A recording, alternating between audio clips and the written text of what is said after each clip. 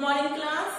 अपना रिवीजन चल रहा है चैप्टर 1 हम पंछी उन्मुक्त गगन के।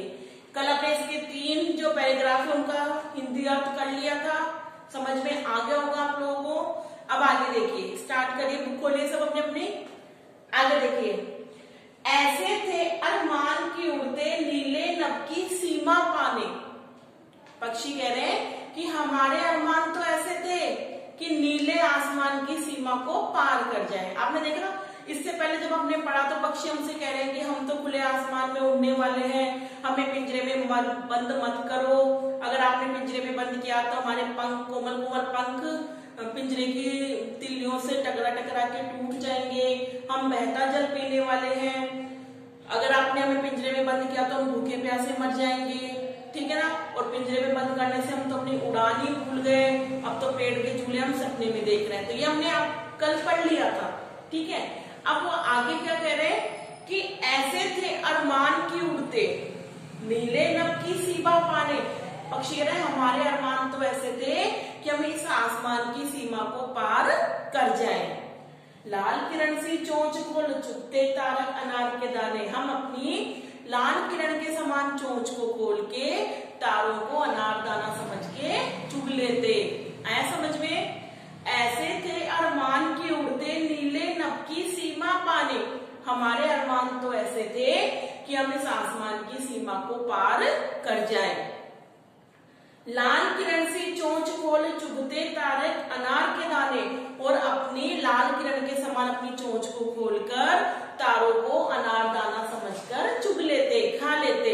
ऐसा समझ में? देखो, होती सीमाहीन क्षितिज से इन पंखों की होड़ा होड़ी। वो पक्षी कह रहे हैं कि हम सब पक्षियों की क्षितिज तक जाने की दौड़ होती, होड़ होती, प्रतियोगिता होती। क्षितिज जहाँ पे जमीन और आसमान दोनों मिलता है। जब हम दूर से देखते हैं बच्चों तो हमें लगता है कि बहुत दूर जमीन और आसमान दोनों आपस में मिल रहे हैं। तो पक्षी कह रहे हैं कि हमारी क्षितिज तक पहुंचने की प्रतियोगिता होती।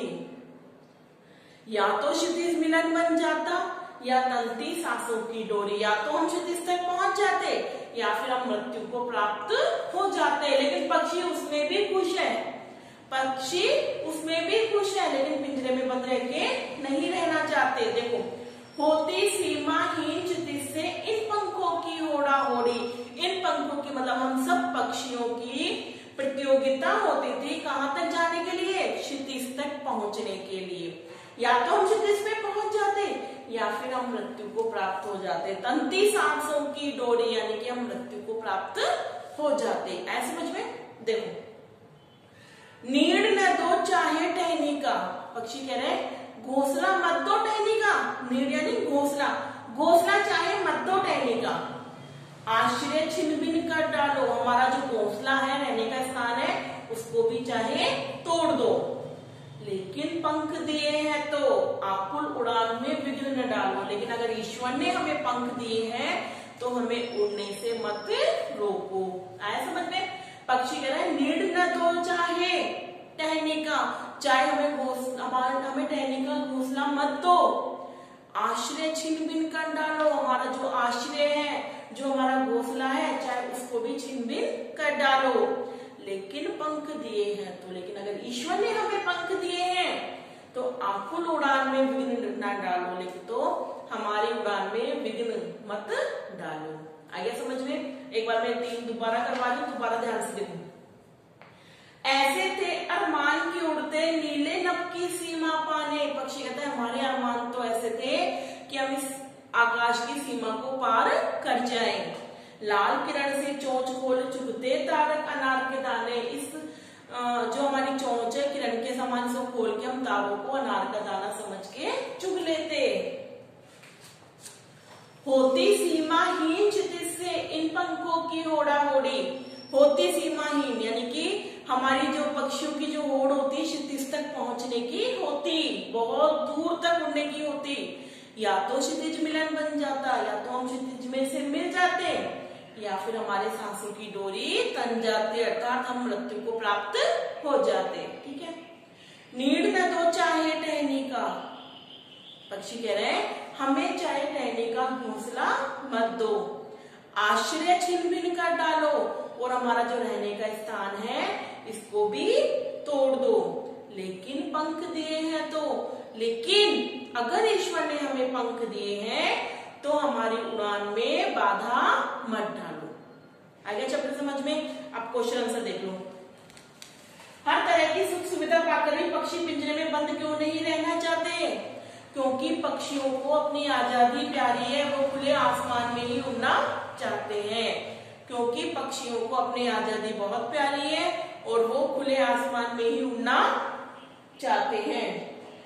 पक्षी उन्मुक्त रहकर अपनी कौन कौन सी इच्छाएं पूरी करना चाहते हैं? खुले आसमान में उड़ना चाहते हैं, बहता जल पीना चाहते हैं, पेड़ों पे घोंसला बनाना चाहते हैं, पेड़ों पे झूला झूलना चाहते हैं, सीमाहीन क्षितिज तक मतलब आसमान में उड़ना चाहते हैं, और तारों को अनार का दाना समझ के खाना चाहते हैं, क्षितिज तक पहुंचना चाहते हैं, और वो खुले आसमान में उड़ना चाहते हैं।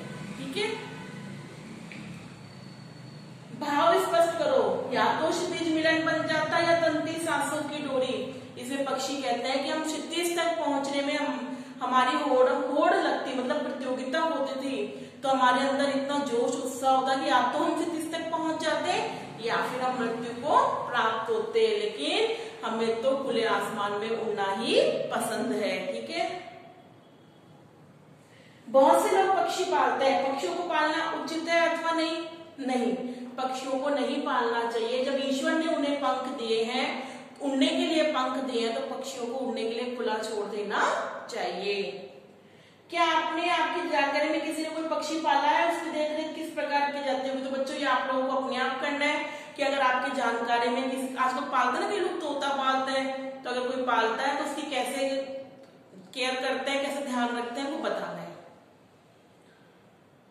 पक्षियों को पिंजरे में बंद करने से केवल उनकी आजादी का हानि नहीं होता, तो पर्यावरण में प्रभावित होता है। इस विषय पर 10 पंक्तियों में अपने विचार लिखो। हाँ, आप लिख सकते हो, क्योंकि पक्षियों को अगर हम पिंजरे में बंद रखेंगे, है ना, तो वो खुले आसमान में नहीं उड़ पाएंगे।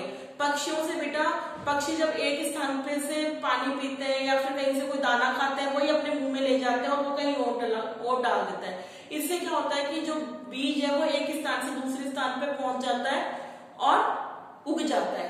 तो पक्षियों से बहुत ही फायदे हैं। इसको आप सोच के लिखोगे, नहीं समझ में आता तो आप मुझे कॉल करके पूछेंगे।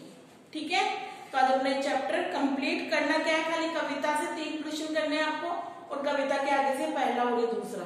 ठीक है, और ये जो 3 मैंने अभी लास्ट वाले जो आपको कराए, इनका अर्थ लिखना है आपको कविता का। ठीक है, थैंक यू।